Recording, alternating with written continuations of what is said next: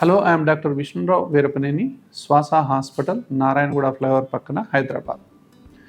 ఇప్పుడు ఈ వీడియోలో ఈరోజు మనం చర్చించుకోబోయేటటువంటి అంశం చలికాలం వచ్చింది. మళ్ళీ కోవిడ్ యొక్క కేసులు పెరుగుతున్నట్టుగా ప్రపంచవ్యాప్తంగా తెలుస్తూ ఉంది. మన ఇండియాలో కూడా కొన్ని వేలల్లో కేసులు అనేది రావటం జరుగుతూ ఉంది. అక్కడక్కడ అన్ని రాష్ట్రాల్లో అక్కడక్కడ కోవిడ్ కేసులు వస్తున్నట్టుగా ఇప్పుడిప్పుడే తెలుస్తుంది. అంటే కోవిడ్ అనేది మన మధ్యలో నుంచి పోలేదు అనే విషయం మాత్రం రూఢి అయింది.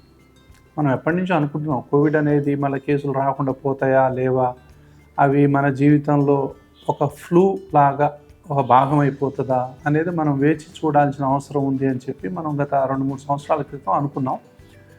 అయితే మనం 2020 అంటే 2019 డిసెంబర్లో ఫస్ట్ కోవిడ్ వచ్చింది మనకు అప్పుడు ఫస్ట్ న్యూస్ వచ్చింది. ఇప్పుడు కూడా డిసెంబర్లోనే కోవిడ్ యొక్క ఇది అంటే దీన్ని బట్టి ఏంటంటే మరి ప్రతి చలికాలం నవంబర్, డిసెంబర్, జనవరిలో కోవిడ్ కేసులు వచ్చే అవకాశం ఏమైనా ఉందా అంటే ఈ ట్రెండ్ కనుక మనం 4-5 సంవత్సరాలు చూస్తే మనకు అర్థమైంది. ఓహో, ఇది చలికాలం వస్తుంది అంటే ఈ యొక్క కోవిడ్ వేరియంట్ అంటే ఒమైక్రాన్ సబ్ వేరియంట్ ఇప్పుడు JN.1 అంటున్నాం కదా, సో ఇవి వస్తూ ఉంది. అయితే దీనికి అంత భయపడాల్సినంత పెద్ద అవసరమేం లేదు. దాదాపు విపరీతమైనటువంటి ప్రికాషన్స్ తీసుకోవాల్సిన అవసరం లేదు అనేది ఒక పక్క ఉంది, కానీ కొంతమంది జాగ్రత్తలు తీసుకోవాల్సిన అవసరం ఇంకో పక్క డెఫినెట్గా ఉంటుంది. అంటే ఎవరు తీసుకోవాలి? ఏదైనా సరే, ఇప్పుడు కోవిడ్ వస్తూ ఉంది, ఇటు ఇన్ఫ్లుయెన్జా ఉంది, ఇప్పుడే అలర్జీ, ఆస్తమా కూడా ఇదే సీజన్. తర్వాత మామూలు కోల్డ్స్ కూడా అంటే రైనో వైరస్ అంటాం, RSV అంటాం, ఎన్నో రకాలైనటువంటి వైరల్ కోల్డ్స్ కూడా ఉన్నాయి. అంటే దాదాపు కోవిడ్, ఫ్లూ, దాని తర్వాత అలర్జీసు, దాని తర్వాత వేరే వైరల్ కోల్డ్స్, ఈ 4 రకాలు కూడా ఇప్పుడు వచ్చేటటువంటి సీజన్ ఇది జనరల్గా. కాబట్టి వీటన్నిటి మధ్యన మనం డిఫరెన్స్ తెలుసుకోవాల్సినటువంటి అవసరం కూడా ఉంది. అంటే కోవిడ్ అని ఎందుకు సస్పెక్ట్ చేస్తున్నాం అంటే కోవిడ్ అనేది ఇప్పుడు న్యూస్లో ఉంది కాబట్టి కోవిడ్ ఏమైనా ఉందా లేదా అనేది తెలుసుకోవాలి. మనందరికీ తెలుసు, ముఖ్యంగా కోవిడ్లో ఏంటంటే ఆల్ ఆఫ్ ఎ సడన్ మొదలవటం, దాని తర్వాత ముఖ్యంగా ఈ గొంతులో ఏదో రాసుకున్నట్టుంటాం, బాగా రాసుకున్నట్టుగా అనిపించటం, కొంతమందికి చలి జ్వరం లాగా చలి రావటం, ఇది ప్రొట్రాక్టెడ్గా ఉంటుంది, చాలా రోజుల పాటు ఉండటం అనేది జరుగుతూ ఉంటుంది. మైల్డ్ ఉంది కాబట్టి అంత సిగ్నిఫికెంట్ ఏం లేదు. అదే ఎంత మైల్డ్ ఇల్నెస్ అయినా సరే, అది కోవిడ్ కావచ్చు, ఇన్ఫ్లుయెన్జా కావచ్చు, లేకపోతే ఇంకో వైరస్ ఇన్ఫెక్షన్, RSV, ఇంకేదైనా కావచ్చు, ఆల్రెడీ కోమార్బిడిటీస్లో ఉన్న వాళ్ళల్లో అంటే ఏంటి, ఆర్గన్స్ వీక్ ఉన్నవాళ్ళు. ఏ ఆర్గన్స్ వీకు? లంగ్స్ అంటే COPD అంటాం, ఆస్తమా అంటాం, బ్రాంకైటిస్ అంటాం, ILDs అంటాం. సో ఎన్నో రకాలైనటువంటి ఊపిరితిత్తుల జబ్బులు ఉన్నాయి కదా, వాళ్ళకి ఏమాత్రం ఇన్ఫెక్షన్ వచ్చినా, అది కోవిడ్ కావచ్చు, ఫ్లూ కావచ్చు, ప్రమాదం అయ్యే పరిస్థితి డెఫినెట్గా ఉంటుంది. ఆల్రెడీ ఎగ్జిస్టింగ్ లంగ్ డిజీజెస్ ఉన్నట్లయితే వాళ్ళు కంపల్సరిగా ఇన్ఫ్లుయెన్జా వ్యాక్సిన్ తీసుకోవాలి. ఎప్పుడు కోవిడ్కి సంబంధం లేదు అది. అంటే ఆ లంగ్స్ బలంగా ఉండటం కోసం, ఇన్ఫెక్షన్స్ మాటికి రాకుండా ఉండటం కోసం, పొరపాటున ఏదైనా ఇన్ఫెక్షన్ వచ్చినా కూడా తట్టుకునేలా లంగ్స్ని చేయటం కోసం మనం ఫ్లూ వ్యాక్సిన్ కంపల్సరీ తీసుకోవాలి. న్యూమోకోకల్ వ్యాక్సిన్ కూడా కంపల్సరీగా తీసుకోవాలి 5 సంవత్సరాలకు ఒకసారి. ఫ్లూ మాత్రం మనం గత 20 సంవత్సరాల నుంచి శ్వాస హాస్పిటల్లో ఫ్లూ వ్యాక్సిన్ అనేది చేస్తున్నాం.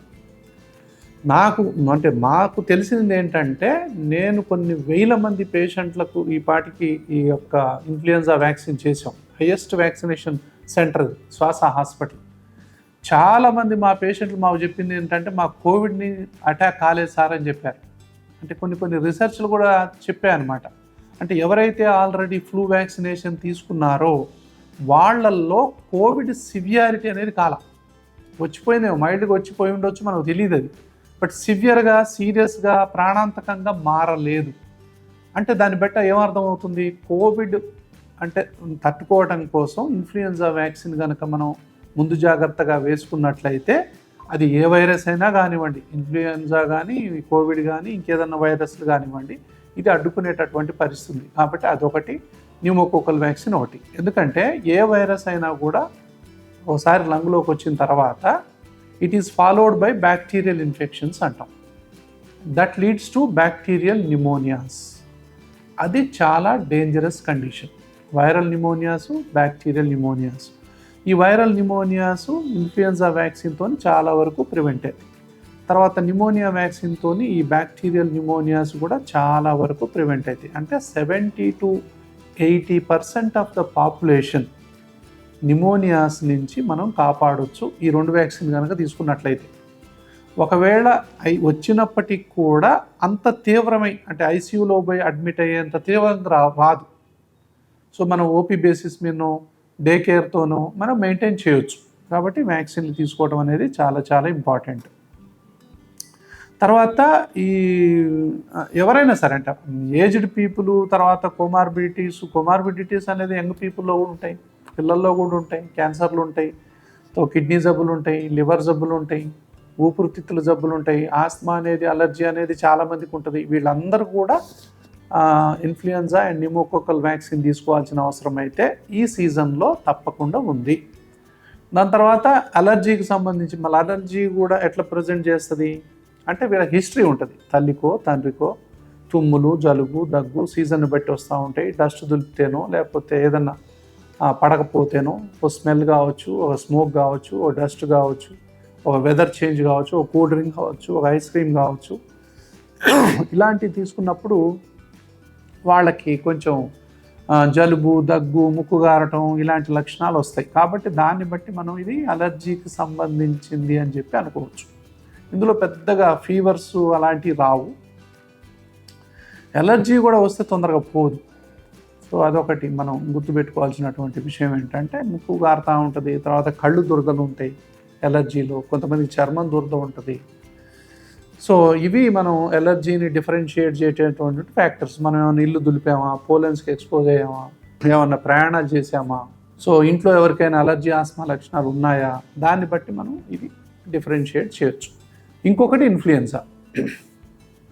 ఇన్ఫ్లుయెన్జాని differentiate all of a sudden attack వస్తుంది. ఇన్ఫ్లుయెన్జా అట్లా చల్లాగా వస్తుంది, ఒళ్ళంతా నొప్పులు, సో కదలలేనటువంటి పరిస్థితి. అయితే ఇన్ఫ్లుయెన్జా లక్షణాలు ఏంటంటే అప్పటిదాకా హుషారుగా ఉన్న వ్యక్తి సో సడన్గా ఒకలాంటి చలి, ఒకలాంటి చేతగాంతనం, ఒకలాంటి తలనొప్పి, so muscle pains, body pains అంత సివియర్గా వస్తుంది అన్నమాట. సివియర్ హెడేకు ఇలాంటి లక్షణాలన్నీ కూడా వస్తాయి. అయితే వీళ్ళు ఏంటంటే ఒక 1 వీక్లో మెల్లమెల్లగా రెస్ట్ తీసుకుంటే కనుక తగ్గిపోతుంటుంది. సో ఇవి ఇన్ఫ్లుయెన్జా లక్షణాలు. ఇన్ఫ్లుయెన్జా కూడా మరి ఇన్ఫ్లుయెన్జానా, అది కోవిడా లేకపోతే ఇంకో వైరస్ అని తెలుసుకోవాలంటే కంపల్సరీగా వైరల్ పరీక్షలు చేయాలి, ఆర్టీపీసీఆర్ పరీక్షలు చేయాలి. ఇప్పుడు influenza A, influenza B, C వాటిని వైరల్ మార్కర్స్ అనేవి ఇప్పుడు అందుబాటులో ఉన్నాయి.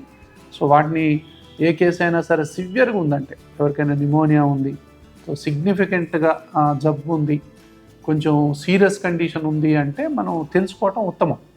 ఎందుకంటే కోవిడ్ ట్రీట్మెంట్కి, ఇన్ఫ్లుయెన్జా ట్రీట్మెంట్కి, అలర్జీ ట్రీట్మెంట్కి ఎంటైర్లీ డిఫరెంట్ ఉంటుంది. సీరియస్ కేసుల్లో మాత్రం కంపల్సరీగా టెస్టులు చేసి ఏది ఏంటి అని తెలుసుకోవచ్చు. అంతే తప్ప ఏదో మైల్డ్గా జ్వరం వచ్చింది, సో అంత బాగానే ఉన్నాం, ఆకలి బాగానే ఉంది, నిద్ర బాగానే ఉంది, మంచిగానే అటు ఇటు తిరుగుతున్నాం, అంత బాగానే ఉంది, ఏదో కొంచెం అంత లైట్గా ఫీవర్ ఉంది, కొంచెం కోల్డ్ ఉంది, కొంచెం జలుబు ఉంది అంటే మనం పోయి అని పెద్ద టెస్టులు చేయించుకోవాల్సిన అవసరం అయితే లేదు. ఏదో కొమార్బిడిటీస్ ఉన్నోళ్ళు తప్ప. సో జనరల్గా సో మనకు తెలిసిపోతుంటుంది వారం రోజుల్లో. మళ్ళీ అంతా 3 గుర్తులు ఎవరికైనా ఏ ప్రాబ్లం వచ్చినా సరే: ఆకలి బాగుందా లేదా, నిద్ర మంచిగా ఉందా లేదా, హుషారుగా ఉన్నావా లేవా. ఈ 3 మంచిగా ఉంటే ఏదైనా సరే సివియారిటీ ఆఫ్ ఇల్నెస్. ఇప్పుడు ఆకలి మొత్తం లేదండి, ఓ రోజంతా ఆకలి లేదు, ఎవరో చెప్పాల్సిన అవసరం లేదు, మనకే తెలిసిపోద్ది. ఒక నైట్ అంతా నిద్ర లేదు, మనకే తెలిసిపోద్ది. అసలు మనం ఎవరితో మాట్లాడాలనిపించట్లేదు, బయటికి పోవాలనిపించట్లేదు, మంచం మించి లేవాలనిపించట్లేదు. ఇవన్నీ చూస్తే మనకు అర్థం కాదా ఇదేదో కొంచెం తేడాగా ఉంది అని చెప్పి. అప్పుడు మనం కంపల్సరీగా డాక్టర్ కాడికి పోవాలి, సో వైద్యం తీసుకోవాలి. మరి అది ఏం జబ్బో తెలుసుకోవాలి, టెస్ట్లోనే తెలుసుకోవాలి. సో అట్లాంటి కేసులు మనం తీసుకోవాలి తప్ప మైల్డ్ కేసులు ఏదో భయపడిపోయి ఏదో హాస్పిటల్కి పోయి చిన్న వాటికి పెద్ద కార్పొరేట్ హాస్పిటల్కి పోయేసి సో వైద్యాలు చేసుకొని మొత్తం ఇక ఒళ్ళు గుల్ల చేసుకొని ఇల్లు గుల్ల చేసుకోవాల్సిన పరిస్థితి అయితే లేదు. అనవసరమైనటువంటి మందులు వాడటం అవసరం లేదు. సో అబ్జర్వ్ చేస్తూ ఉండండి, పరిస్థితి ఎలా ఉంది అబ్జర్వ్ చేస్తూ ఉండండి. ఎవరికైతే ఆల్రెడీ ఎగ్జిస్టింగ్ డిసీజెస్ ఉంటాయో వాళ్ళ విషయంలో హార్ట్ డిసీజ్ కానీ ఇట్లాంటి వాళ్ళలో మనం జాగ్రత్తలు తీసుకోవాలి. కాబట్టి కోవిడ్ గురించి కానీ, ఇన్ఫ్లుయెన్జా గురించి కానీ, లేకపోతే అలర్జీ ఆస్తమా గురించి కానీ మీరు అప్డేట్ అవుతూ ఉండండి. సో మొత్తం మీద సిచ్యువేషన్ ఎలా ఉందో చూస్తూ ఉండాలి. నేషనల్ వైడ్గా ఎలా పెరుగుతుంది, ప్రపంచవ్యాప్తంగా దీని ట్రెండ్స్ ఎలా ఉన్నాయి, ఏదైనా సీరియస్ అంటే వేరియంట్స్ ఆఫ్ కన్సర్న్ అని, వేరియంట్స్ ఆఫ్ ఇంట్రెస్ట్ అని, ఇలాంటివి ఫ్యూచర్లో ఇంకా వస్తూనే ఉంటాయి. ఫ్యూచర్లో ఇలాంటివి వస్తూనే ఉంటాయి. కాబట్టి వాటిని మనం అబ్జర్వ్ చేస్తూ మనం హెల్త్ అధికారులు ఎవరైతే ఇక్కడ మన రాష్ట్ర ప్రభుత్వానికి సంబంధించినటువంటి వైద్యాధికారులు కానీ, ప్రభుత్వ వైద్యాధికారులు కానీ, లేకపోతే నేషనల్ లెవెల్లో ఉన్నటువంటి వాళ్ళ యొక్క సూచనలని తప్పకుండా పాటించాల్సిన అవసరం మాత్రం ఉంటుంది. Thank you so much.